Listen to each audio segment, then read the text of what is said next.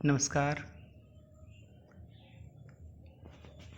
कक्षा नवम सामाजिक विज्ञान के तीसरे पाठ अपवाह ड्रेनेज को लेकर मैं उपस्थित हूँ। उम्मीद है इस बार भी आपका साथ हमें भरपूर मिलेगा। एक छोटा सा रिक्वेस्ट होगा, मानस अचल के ही नाम से हमारा छोटा सा चैनल है, उसे प्लीज़ सब्सक्राइब करें और हमारे प्रत्येक वीडियो को लाइक करें। और तो शुरू करते हैं अपना प्रथम अध्याय। सबसे पहले बात हम लोग करते हैं कि अपवाह का मतलब एक नदी से होता है। अपवाह वह जो किसी चीज़ को वहन करने का, ढोने का काम करती है, तो ये इसे नदी के रूप में हम लोग ज़्यादा बेहतर जानते हैं। और फिर एक शब्द और आता है अपवाह द्रोणी। अपवाह द्रोणी हुआ कि वह संपूर्ण क्षेत्र जहाँ नदियाँ क्या करती है, बहती है, उसे अपवाह द्रोणी के नाम से जानते हैं। भारत में मुख्य रूप से दो नदी सिस्टम है, हिमालयी नदियाँ और दूसरी नदियाँ हैं प्रायद्वीपीय नदियाँ। हिमालयी नदियाँ वह नदियाँ हैं जिसका उद्गम कहाँ से होता है, हिमालय पर्वत से होता है, उसे हिमालयी नदियाँ कहते हैं। और प्रायद्वीपीय नदियाँ जिसका उद्गम कहाँ से होता है, प्रायद्वीपीय क्षेत्रों से होता है, पठारी क्षेत्रों से होता है या दूसरे क्षेत्रों से होता है, उसको हम लोग किस नाम से जानते हैं, ये इसके नाम से जानते हैं, प्रायद्वीपीय नदियों के नाम से जानते हैं। अब इन दोनों में क्या अंतर है, हिमालयी नदियाँ और प्रायद्वीपीय नदियाँ। हिमालयी नदियाँ ज़्यादातर बारहमासी नदियाँ हैं, सालों भर इसमें पानी रहता है और ये बर्फ़ के पिघलने से इसकी उत्पत्ति होती है। फिर इन नदियों ने गहरे गहरे गॉर्ज का निर्माण किया है, तो ये हिमालयी नदियाँ हैं। जैसे सिंधु, गंगा नदी, फिर ब्रह्मपुत्र नदी, ये सारे के सारे क्या हैं, ये हिमालयी नदियाँ हैं। प्रायद्वीपीय नदियों में नर्मदा, ताप्ती, ये सभी नदियाँ आती हैं। फिर उसके बाद आते हैं प्रायद्वीपीय नदियाँ किसे कहते हैं, तो प्रायद्वीपीय नदियाँ ज़्यादातर मौसमी नदियाँ हैं। इसका क्षेत्र जनरली क्या होता है, ये छोटी छोटी नदियाँ होती है और इसकी लंबाई भी कम है और पानी की मात्रा भी जनरली क्या होती है, इसमें कम ही होती है। फिर यहाँ पर देखिए, यहाँ पर जो नदियाँ चार प्रकार के प्रतिरूप पैटर्न का निर्माण करती है, वो कौन कौन सा है। एक को कहते हैं द्रुमाकृतिक, यानी जब नदियाँ किस प्रकार का रूप धारण करती है, ये ऐसा लगे कि वृक्ष और उसके क्या निकले हुए हैं, ये ब्रांचेज निकले हुए हैं। तो ये जो है, ये इस प्रकार की आकृति को हम लोग क्या कहते हैं, द्रुमाकृतिक कहते हैं। यानी पेड़ों जैसी, पेड़ और उसकी शाखाओं जैसी आकृति बनती है, इसलिए द्रुमाकृतिक। जालीनुमा अपवाह क्या होता है, ये जालीनुमा अपवाह वहाँ होता है जहाँ पर कठोर और मुलायम चट्टानें समानांतर पाई जाती है। तो कठोर चट्टानों को नदियाँ तोड़ नहीं पाती, लेकिन मुलायम चट्टानों को नदियाँ समानांतर पर यदि तोड़ देती और मिल जाती है, तो इससे जालीनुमा अपवाह का निर्माण होता है। आयताकार अपवाह ये भी होता है जब नदियाँ समकोण पर, इससे ये क्या कहते हैं, समकोण पर दूसरी नदियों से मिल जाती है, तो ये आयताकार अपवाह कहलाता है। और चौथा प्रतिरूप है अरीय अपवाह।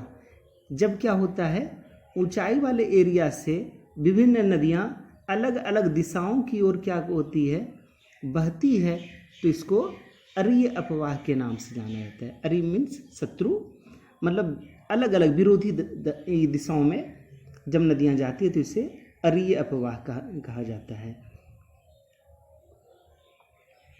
यहाँ पर देखिए नदी की तीन अवस्थाओं को दिखा गया है। वह जब उसका उद्गम क्षेत्र में रहता है, मतलब जब उसका स्टार्टिंग में रहता है, ये मध्यम क्षेत्र में इस प्रकार है।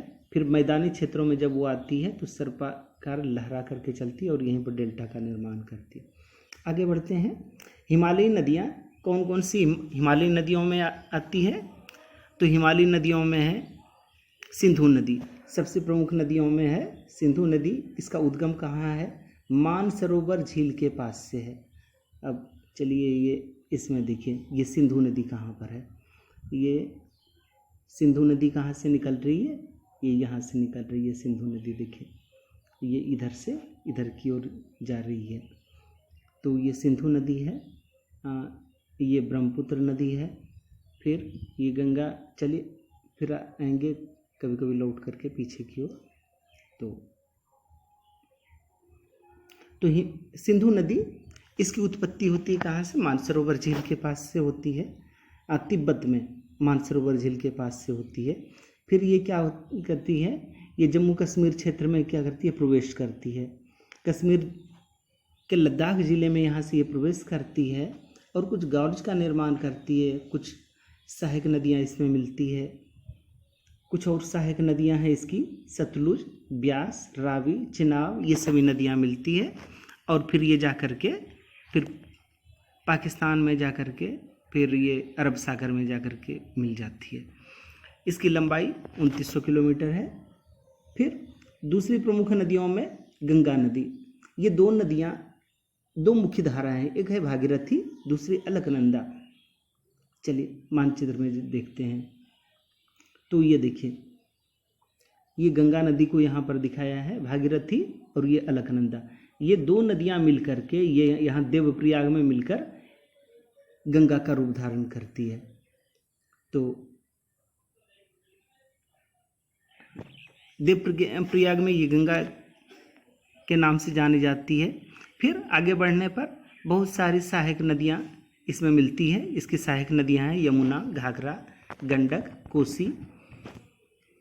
यमुना नदी अपनी सहायक नदियों के साथ कुछ सहायक नदियों से मिलती है, फिर उसके बाद गंगा में मिलती है। इलाहाबाद में गाने में भी सुना होगा, गंगा यमुना सरस्वती तीनों का संगम कहा जाता है। गंगा यमुना तो दिखती है और अदृश्य सरस्वती, अब वो सरस्वती नहीं रह गई है, तो ये तीन नदियों का संगम कहा जाता है। फिर और भी कुछ सहायक नदियाँ घाघरा, गंडक, कोसी, ये सभी नदियाँ भी इस क्षेत्र में मिलती है।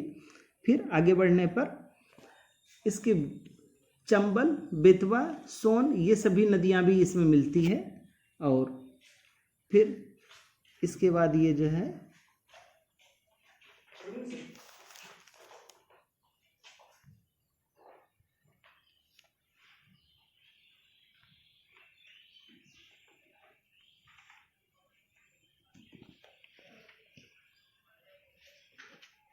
बैठी वहीं पर दे।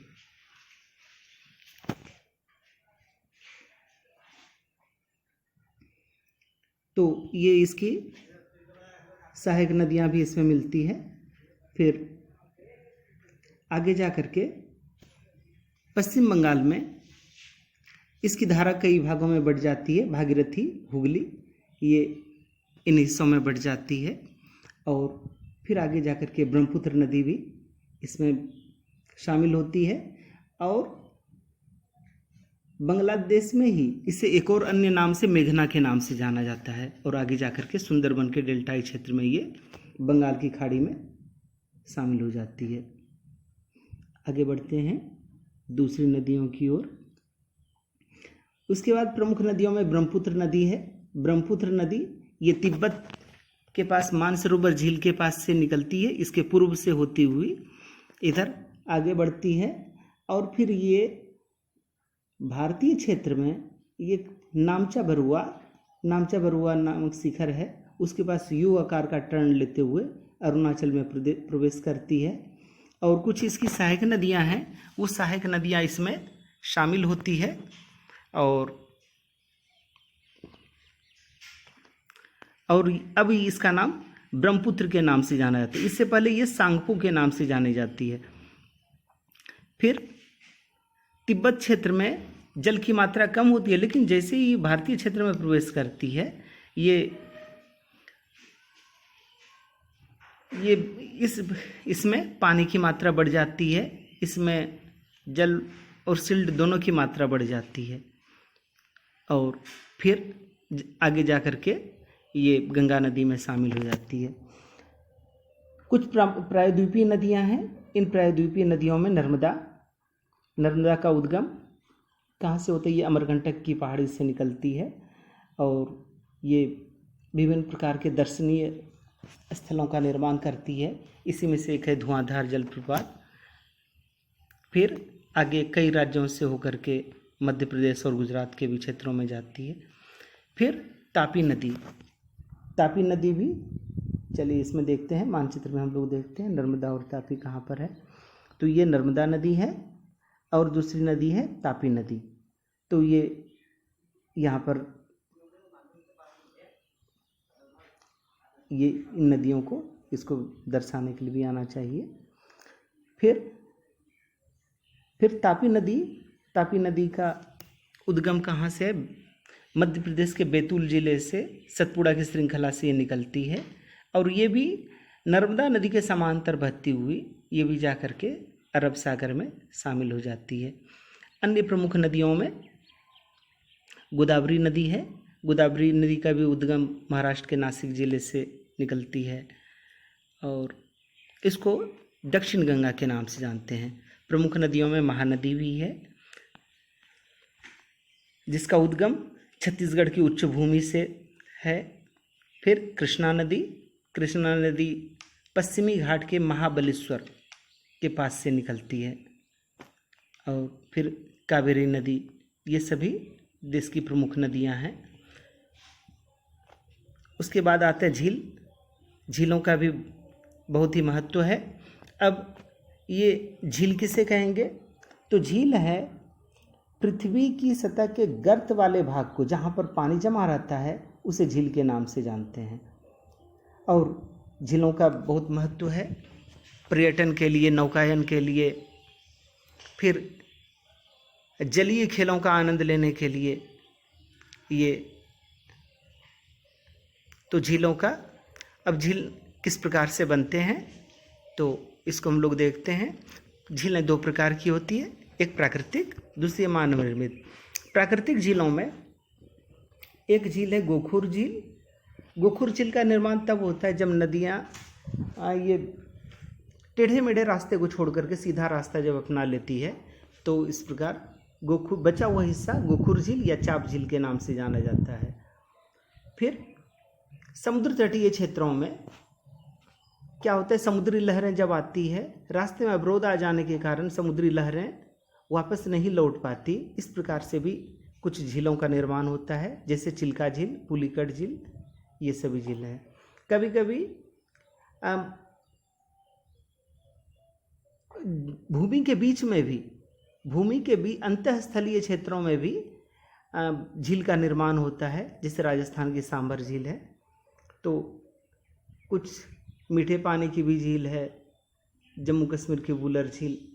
तो ये सभी प्रमुख झीलें हैं। इसके अलावा मानवीय क्रियाकलापों से भी झील का निर्माण होता है। जब नदियों पर बड़े बड़े बांध बनाए जाने से पानी रुक जाता है और वो भी हिस्सा झील का रूप धारण कर लेता है, जैसे गुरु गोविंद सागर, या फिर कहें कि सरदार सरोवर बांध बनाए जाने से भी, और भी दूसरे बांध बनाने से भी क्या होते हैं कि वो एरिया झील के रूप में बदल जाता है। फिर नदियों की बात करते हैं कि नदियाँ भी बहुत महत्वपूर्ण हैं। ये भी खेतों में सिंचाई के लिए, शहरी क्षेत्रों में पानी पहुंचाने के लिए। फिर नदियों के ही किनारे मैदानी क्षेत्र का निर्माण हुआ है। तो विभिन्न कारणों से नदियाँ बहुत उपजाऊ हैं। फिर नदियाँ लगातार प्रदूषित हो रही हैं। इसका बहुत ज़्यादा उपयोग किया जा रहा है, औद्योगिक कचरा वगैरह भी जा रहा है, जिसकी वजह से क्या हो रहा है कि नदियाँ प्रदूषित हो रही है। फिर इसको साफ सुथरे करने के लिए भी सरकार की परियोजना शुरू की गई है। पहले गंगा कार्य योजना के नाम से जाना जाता था, अब इसको राष्ट्रीय नदी संरक्षण योजना के नाम से जाना जाता है, जिसमें सरकार नदियों को स्वच्छ करने के लिए विभिन्न प्रकार के प्रयासरत हैं। और हमारा भी ये फ़र्ज़ है कि नदियों को, जल स्रोतों को प्रदूषित होने से बचाएं। कूड़े कचरे को या औद्योगिक कचरे को सीधा नदियों में नहीं डालें, उसका पहले शोधन करने के बाद ही उसको नदियों में डाला जाए। फिर ये प्रश्नोत्तर है, ये प्रश्नोत्तर हमने यहाँ पर देखें किया हुआ। वुलर झील किस प्रकार का, कहाँ पर है? जम्मू कश्मीर में है। नर्मदा नदी अमरकंटक से निकलती है। कौन सी लवणीय झील है? सांभर। तो ये सभी आप लोग अवश्य ही कर लेंगे। यहाँ पर देखिए हमने हिंट के तौर पर दिया हुआ है, ये गोदावरी, इधर तापी। जल विभाजक क्या है? जब कोई पर्वत या उच्च भूमि दो नदी द्रोणियों को अलग करता है। भारत में सबसे विशाल नदी द्रोणी कौन सी है? सिंधु। फिर सिंधु और गंगा नदी कहाँ से निकलती है? मानसरोवर झील के पास से निकलती है। तो इन प्रश्नोत्तरों को इसे आप अवश्य ही कर लेंगे। तो यहाँ पर काफ़ी सारा हमने हिंट दिया हुआ है, तो ज़रूर ये आपको पसंद आया होगा। तो ज़रूर हमारे इस चैनल को, मानस अचल को ज़रूर आप लाइक करें, सब्सक्राइब करें। सर क्लास ले रहे हैं।